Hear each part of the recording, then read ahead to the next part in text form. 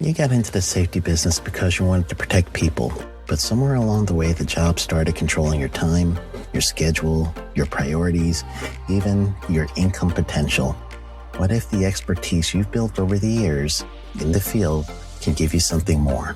More freedom, more control, more ownership of your future. I'm Sheldon Primus, the author of 7 Steps to Starting a Profitable Safety Consulting Business and the host of the Safety Consultant Podcast, with more than 350 episodes helping safety professionals become consultants and grow their career. Consulting changed my life. In fact, I'm a full-time RVer, and one consulting contract paid for my home I live in today. Now, I help safety professionals build their own consulting practice through bi-weekly coaching calls, accountability, and personal guidance. But this program isn't for everyone. Start with the Consultant Readiness Audit at sheldon.coach. What if everything we thought we knew about safety was just interference?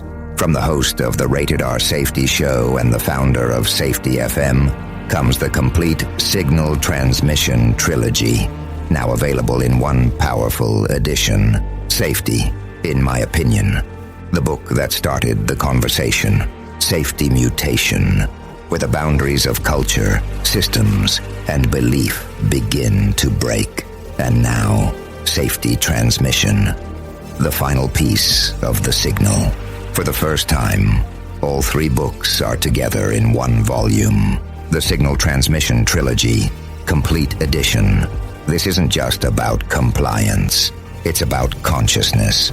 It's about decoding the way we think, lead, and live, inside and outside the system. Whether you've been following the signal since the beginning or you're just now tuning in, this is the version to own.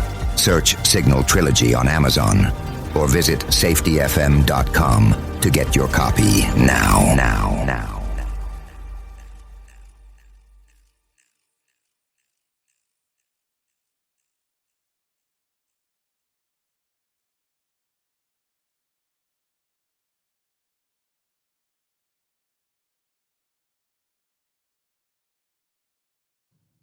This is Andy. And this is Matt. And you're listening to The Hop Podcast with no name. What a dumb name. It's so stupid.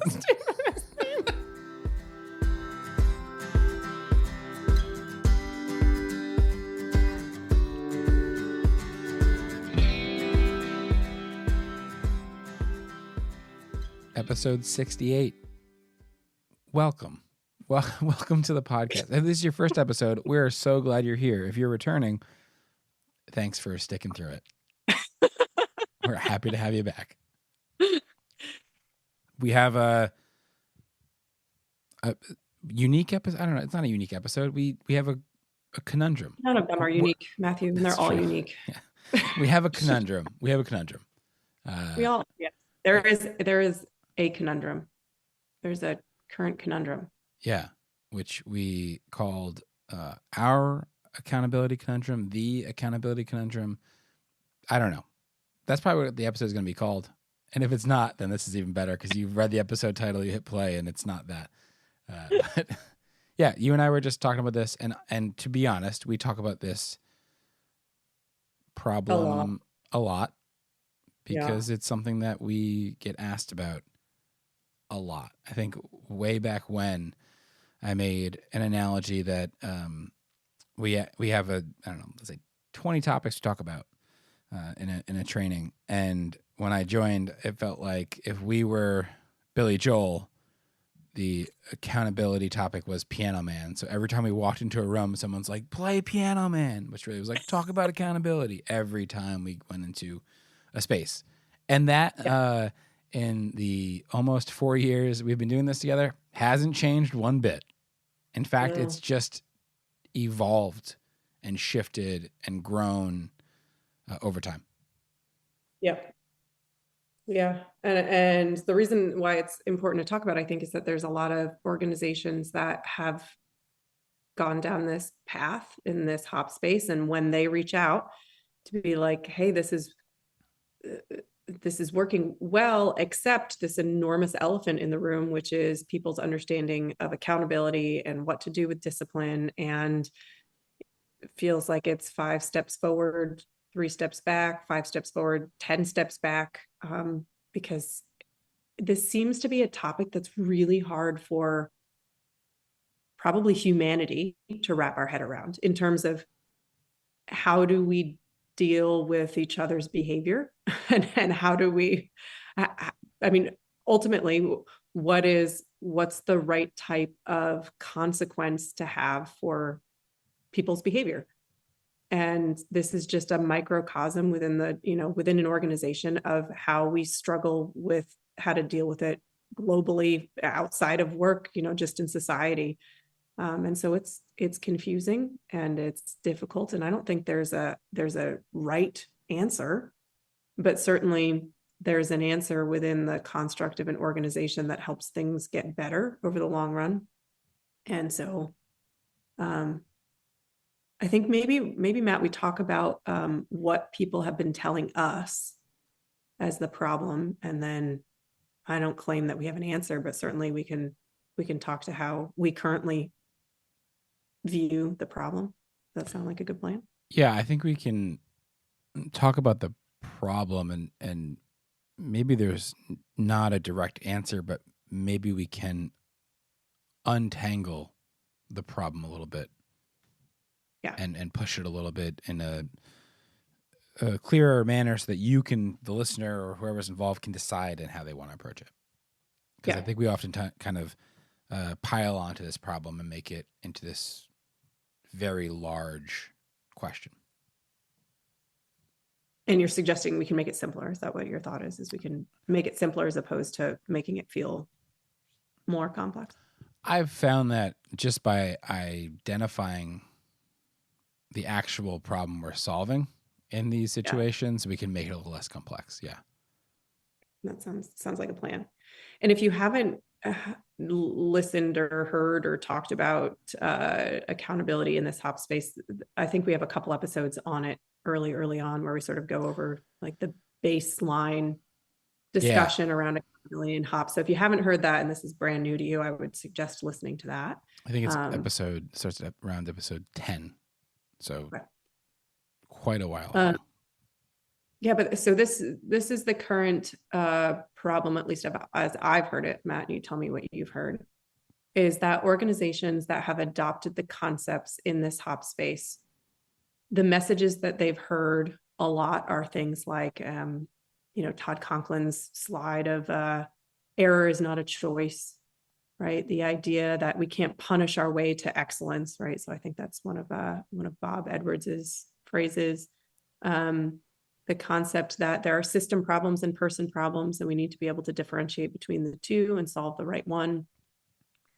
And ultimately, where that has led many individuals is the belief that if you don't have a flagrant person problem, meaning somebody that immediately you need to fire because they've done something atrocious that we would just never, broken some social norm, we would just never accept you working here, then the only other category around human behavior, maybe a better way of saying it is that there is no other category around human behavior. And the only other thing that it could be is a system problem.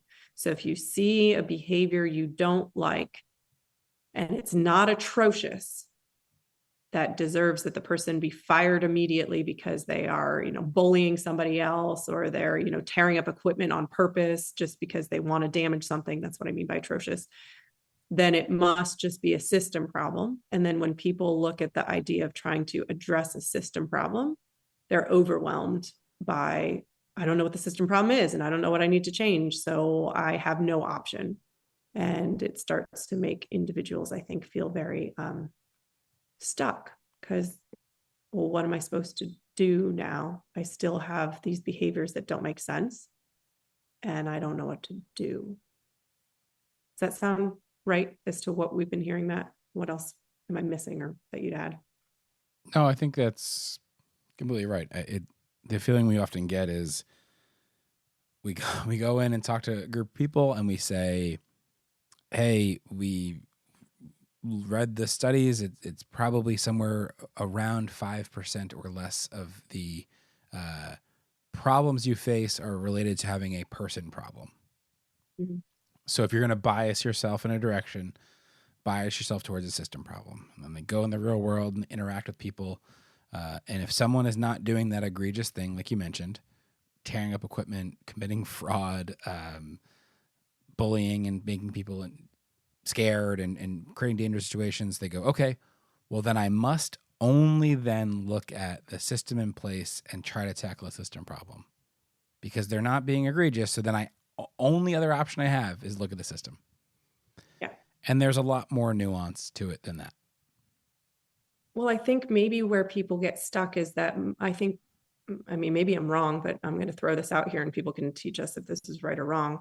I think a lot of the times the way that people picture a system problem is something incredibly tangible. Like, so for example, these individuals are not throwing their trash away in the appropriate space. So if it's not that they're doing something damaging and egregious, it's a system problem. Therefore, there must be something easy and tangible, like there's not enough trash cans. And that's why people are doing what they're doing. It must be as simple as that. And that's the system problem. And in absence of being able to find that very concrete, tangible tool, equipment oriented system problem, then people feel lost.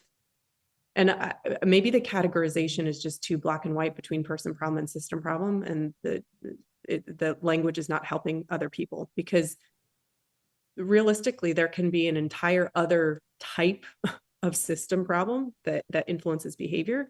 And I'm just going to put a label on it of, I think that the term that we tend to use in training is we have a low accountability environment. That's a system problem that's made up of a lot of different people's interactions to create a low accountability environment. Recently, Bob Edwards says that the words he's been trying to use to describe it is trying to create an environment of ownership. Okay. That we don't have an environment of ownership. That, once again, it's not an individual problem. That is a problem that's made up of a lot of different pieces as to whether or not people feel ownership. But it's not a concrete, hey, we don't have enough tangible trash cans, so it maybe feels like a completely different problem type. But that said, the idea of we don't have a culture in which individuals take ownership for their actions, we don't have an environment of ownership, that is and can be and has proven to be in many places a very real difficulty. What we mean by that is that the way that people are treated, the way that that expectations are talked about, the way that people are expected to follow those expectations, and how we respond when those expectations aren't followed. All of the pieces of that puzzle can create an environment where people do not take ownership. And that becomes then the behavior that we're trying to solve, and we're confused about how to solve it. We're confused about what to do to the person who's not taking ownership, as opposed to maybe backing up and looking at why aren't people taking ownership? Meaning what is happening and how we're setting up work, in where decisions are being made, in how people are treated, in the way we respond when expectations aren't met. How are we in a place right now where we have an entire group of people that are not taking ownership for their own work or actions? And that's a really big problem to solve that a lot of organizations have. I'm going to put you on the spot. Yes. You said a lot of words. I did say a lot of words. Can you give maybe an example? An example. Well, it's a podcast, so I'd hope there'd be at least some words. But can you give? Next time, I'm going to do only pictures. Yep. Just pictures. Wow. No visuals because of this, by the way. I'll interpret them. I guess maybe some sort of an example. I guess I'm a very example focused learner. It helps me a lot. Yeah. And I can sort of visualize what we're talking about. And yeah. So let's use the same example, right? So you could theoretically have a problem with people throwing trash in the appropriate space because you don't have enough trash cans, right? That could be the system problem. Or you could have a whole group of people that are saying, I don't really care about this whole trash, and I don't feel any ownership of keeping this area clean. This is not my job. This is not my responsibility. I don't really care. That mentality, if it's one individual, is very different than if it's a lot of people acting that way. So if you have one individual who seems to have this sort of apathetic feeling towards ownership of their work, then that might not be the social norm of what's been created in the organization. It's intrinsic to that person. But in many places, there's a lot of people, for example, that don't necessarily feel, in this case, in this example, ownership of that area. Meaning, historically, if the trash wasn't picked up, somebody else would come and pick it up. If the trash was left there, the way that somebody would maybe respond to them is by treating the people like children. You guys are supposed to clean this up. Why haven't you cleaned this up yet? So much so that the individuals that are responsible, that is part of their job description to throw out the trash, don't care that it's part of their job description, don't feel ownership of actually doing it, and don't have a lot of feelings of ownership over the area itself. It's not their area. This is not my job. This is not my problem. And so I'm going to put minimal effort into doing this. Those same individuals with an environment of ownership, meaning that they're treated in a way where they're treated like and respected like adults, and we have expectations that we make together, and they're not talked down to repeatedly. You can watch that same group of individuals have ownership over the area, and suddenly it looks pristine and it looks clean, and it would be atrocious for someone that comes new into that group of people. If an individual threw crap on the floor, people would be very frustrated with them and would immediately create the social norm of, no, that's not how we act here, throw it away. That's the description that I'm trying to explain. Did I do a better job, Matt, that way? You did. You did. Says hesitantly. Yeah, no, I understand where you're going with the thought.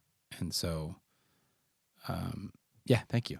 Thank you for doing that. Yeah. Thank you for giving me clarity. I mean, a really good example of this idea of behavior not showing this ownership, I think you said many moons ago, Matt, but was in the retail space that you had the privilege of being part of for a while as a manager, of that low level of ownership or low level of accountability as sort of this baseline norm that you have to very strategically work on changing. You can't just change it overnight, and you certainly can't punish people into feeling ownership. That's not something that changes the direction of it. Do you remember? Do you know how much retail work I did in grad school and just out of grad school? It was a lot. So like every day is the example of that? Yeah, I mean, there's so many examples of just,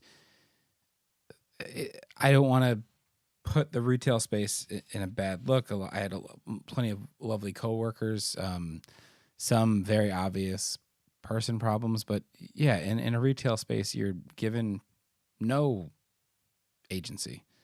You're given, here are the way your shelves should look by every product and every product number, and here's when they should be updated, and here's what you should do. There's not much agency. A lot of times it feels like you're just showing up and punching in and punching out, and that's just the reality of what it was like. Now, as a leader, you tried to make it so that where there was flexibility, you gave ownership, but it was challenging. It's really challenging. Mm-hmm. And I was young. And you were young. Silly. You didn't know any. I didn't know any better. I certainly didn't know any better. But certainly when people have very little agency within any group, that's when you start to see usually a lot of behaviors that would show low ownership, right? So if I don't have agency, I don't feel ownership. So if I don't have free will to make changes and make improvements, and I don't feel like I'm part of a team that's making changes and improvements, and I'm just a pawn in somebody else's game, then for sure, I don't really feel ownership of this area.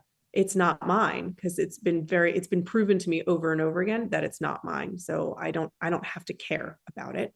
And that idea of an environment where people feel ownership is incredibly important. And I guess where the discipline piece gets like thrown into this mess is that you can't create that environment by using discipline as your only mechanism. And most organizations have tried to use discipline as a mechanism for ownership, meaning, hey, if I catch you putting trash on the ground, you're going to get written up for it. And the way we're going to make you own it is very different than, hey, I'm going to pick this up because I feel like it's the right thing to do because I'm part of this team. Those are two different reasons. You might still get compliance with people picking up the trash. Mm-hmm.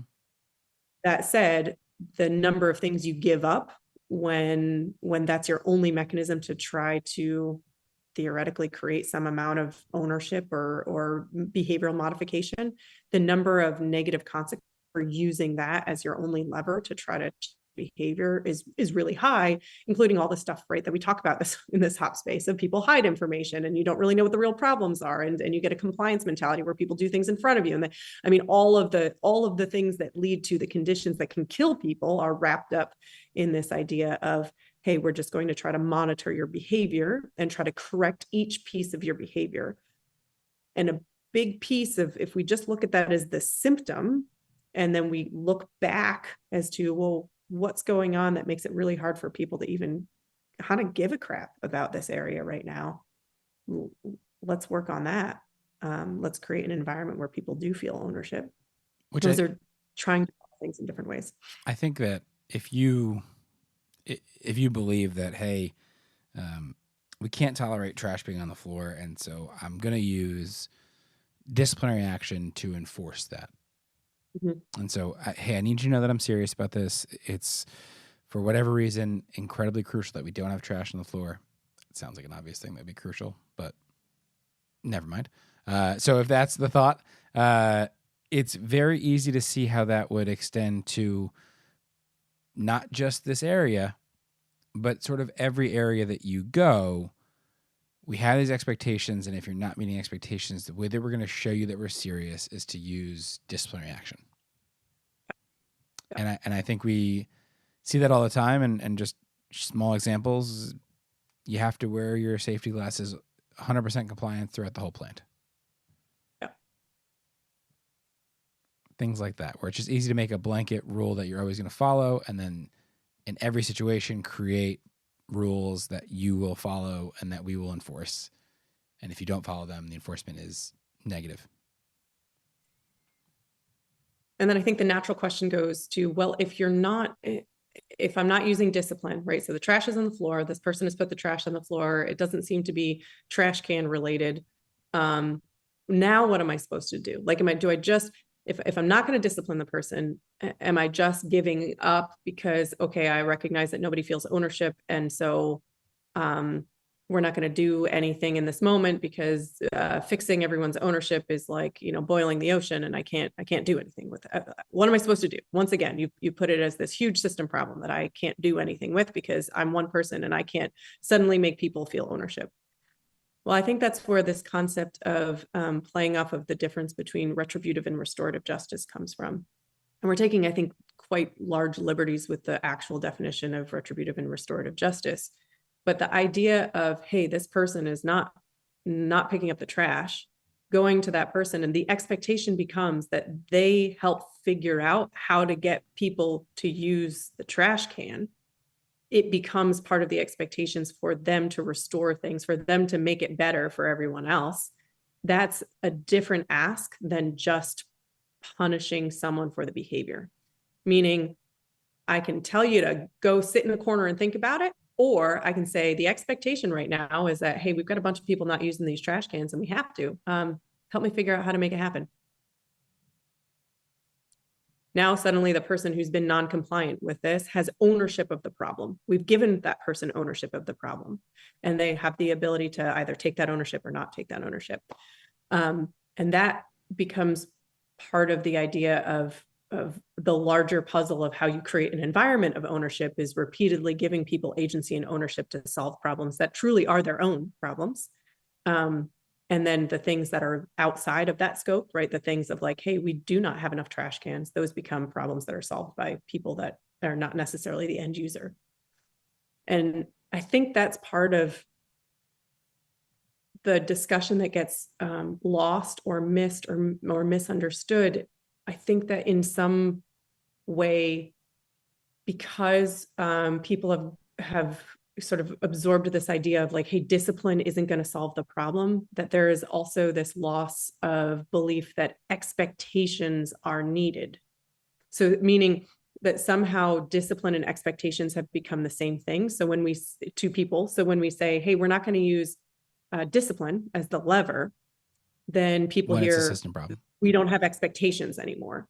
And those, you can absolutely have expectations that you want people to follow, require people to follow, expect people to follow, and act in accordance with the need for somebody to follow without using punishment of things like go sit in a corner, I'm going to write you up if you do this again, you're in trouble. People hold each other to expectations all day, every day, in all walks of life, including in organizations, in ways where you don't have go sit in a corner as what happens if you don't meet the expectation. I mean, I can tell you from my own work, I have never been written up. You're talking about before, what'd you say? Before we started working together? Because if you had to tell everyone that I don't write my you up file when you're is so large. You'd be lying, right. First of all. You do get written up all the time in this work. Right. I've never been written up. I've never been told if you do this again, you're going to lose your job. That said, there absolutely have been expectations that I have not met, that it's been very clear that I have not met the expectations, and it is my job to own it and to meet those expectations. But the mechanism used to help me get to that place mentally was not just putting something in my file and telling me do better next time. But wait, hold on. Yeah. Because I think you're onto something here, and maybe it only took us 24 minutes to get there, but you've missed expectations. You've not met your expectations. And I think it's fair to say you're also not a person problem in your last company. We won't blanket say that. And so you didn't meet expectations. And what I'm hearing is that someone didn't come up to you and say, hey, let's change the system around you to make it so you can meet expectations. So what happened? Well, the expectations were made clear to me, which I think Jen Long does a really good job talking about clarity of expectations, and in any sort of ability for us to be able to talk about the notion of ownership or accountability, the expectations have to be clear. So I'm thinking very specifically of an instance in which I was responsible for a lockout tagout program, and I thought I was executing it well. I thought I was taking ownership of it, and the expectation of what I was supposed to do based on what my boss needed versus what I was doing were off from each other. Meaning I was in the weeds in an area trying to solve a tiny problem, and she needed me to back up. That checks out. What'd you say? That checks out. Go ahead, keep going. Absolutely. She needed me to back up and not be so detail oriented, and instead look at this from a larger holistic perspective. And I was not meeting timeline because I was in the weeds. I hadn't covered all of the areas that I needed to cover. And so I was sat down and they had conversation. I'm not even pretending that the conversation went really well, but certainly it was better than just telling me, I am getting written up for doing it wrong, because the conversation was around, hey, my expectations were this, and it doesn't seem like you're meeting those. Let's have a conversation about it. And then the expectations, yes. Yes, I'm raising my hand. Matthew, he's raising his hand. Do you believe that you were afforded that because of your position? Correct. Absolutely. I believe I was afforded the respect of a conversation because I was in a salaried position in a management team. And I would imagine, just based on the patterns of what we've seen, that if I was working on the shop floor and I was not meeting expectations, that in many circumstances, I would have not been afforded the respect of that conversation. I would have been called into an office, told I wasn't meeting expectations, and a note would have gone into my file. I can tell you also, 4 years into this, that if you had been on the shop floor and you had not met an expectation with lockout tagout, it would have been way worse than that. Way worse than that. Yeah. Correct. I wouldn't probably have been working there anymore, or at least removed from my ability to do lockout tag. Yeah. Yeah. Which I think is part of a crux of this conversation, just in general, maybe not for this exact moment, but something to keep in mind. Yeah.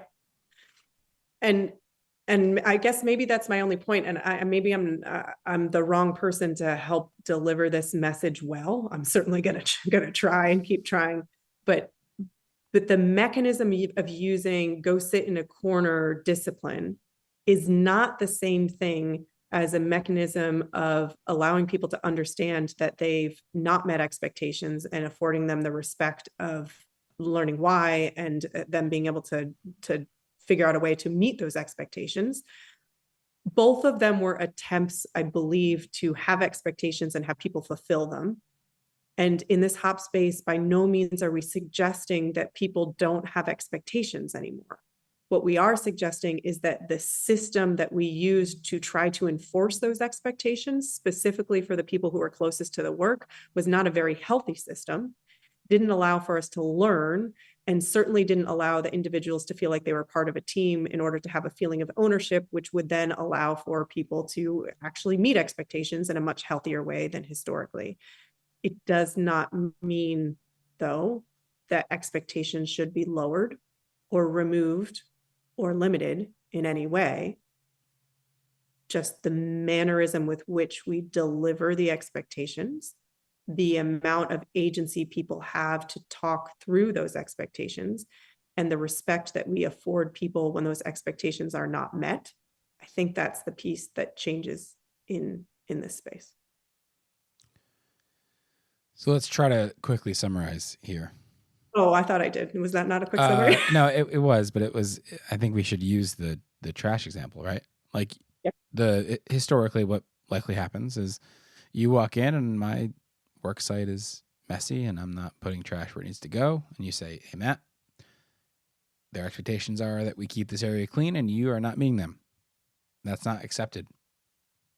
I'm going to put a letter in your file. I want you to make sure that you're keeping this area clean. Next time I come back, I want to see a clean area. Yeah. I'm going to say that not even that respectful. Okay. In most cases, it would be something like, hey, you're supposed to keep that trash off the floor. Clean it up. Let's go. Okay. Yeah. And so that would be, I have an expectation. This person's not meeting it. I'm not even thinking about person or system problem right now. I just want an area clean and that's it. Yeah. Why? Just do it. And then Hop comes in. Hop comes in. And I think the way the message is heard often the first time is it's either going to be a system problem or person problem. Yep. If we know that Matt is not a person problem, you're wrong already. But if we know Matt's not a person problem, in that same scenario, what would happen? You walk in and you're into Hop. You're into Hop, and this notion of ownership is still a little bit clouded in your mind. So you'd be like, okay, I need to create a learning team immediately with 5 to 7 people, and I need an hour for us to discuss why the trash is on the floor. Okay, and what are we saying now?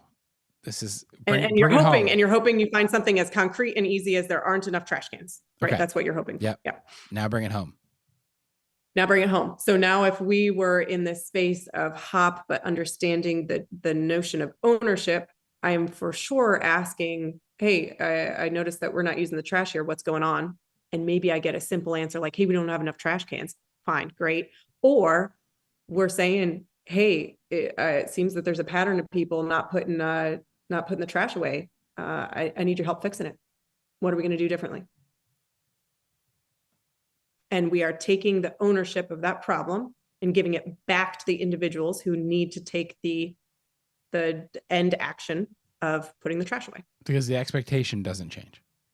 No, the expectation is there. And it's not that we're going to create a magic system that takes the trash away for you.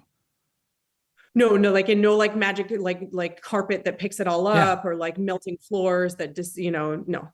Yeah, we're going to work together to find a way to make it make sense, right? Maybe it is more trash cans. And then the expectation is that everything goes in the trash. Right. And then if you find that you either have a few people who aren't doing that, or you still have a whole group of people who aren't. We probably have a bigger cultural issues if you have a whole group of people. And if you get a few folks, those might be your person problems who are still like, yeah, this expectation is reasonable and everyone else feels ownership. And I just am thumbing my nose at it because I don't care about this job and I don't care about my teammates and I don't care about this. And I'm just, okay, well, then we found our folks that probably don't belong within the organization. I'll actually give him, I'm gonna, this is crazy because we're on opposite ends of the spectrum we're normally at. I'm gonna walk you a step back and say, yeah, maybe they're just not, they're just so familiar with the old ways and they need help getting there. Maybe there's plenty of reasons, right? Person problems are not just immediately dismissal. I know you know that. If you don't, this podcast has been 68 episodes of absolute insanity. But I think in this situation, like some people just need to be reminded when we have talked about a system, when we've addressed system problems, and the people who interact with that system have changed with it and gotten on board with it, and it makes sense to us. Sometimes people just need a little bit of help knowing the expectations. Am I picturing you just not remembering to put like your socks in the laundry right now? Was this a reflection of you in your own house trying to change a system, or no? No, I have a dog who will just pull all the socks out of the laundry basket once I put them in there. There's a whole system problem. It's not your fault at all. Yeah. That's what I tell my wife. Dog ate my homework. Yeah. I tell my wife, which I get to say now because I just got married, that it is Flapjack's fault. And she goes, Matt, the socks are on top of a place that Flapjack can't reach. You got to stop using that excuse every time. So that's a me problem. All right, that's it. Thank you for listening. This has been a long one. We appreciate you. Talk to you soon.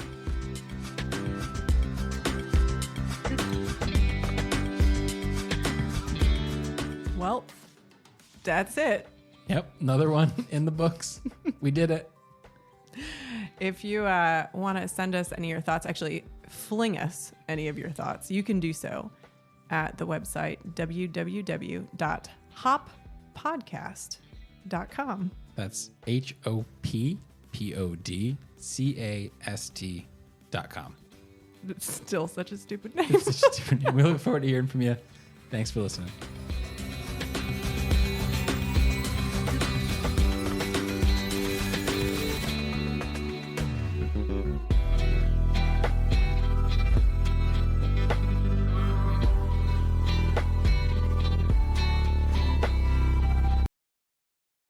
You got into the safety business because you wanted to protect people, but somewhere along the way, the job started controlling your time, your schedule, your priorities, even your income potential. What if the expertise you've built over the years in the field can give you something more? More freedom, more control, more ownership of your future. I'm Sheldon Primus, the author of 7 Steps to Starting a Profitable Safety Consulting Business and the host of the Safety Consultant Podcast, with more than 350 episodes helping safety professionals become consultants and grow their career.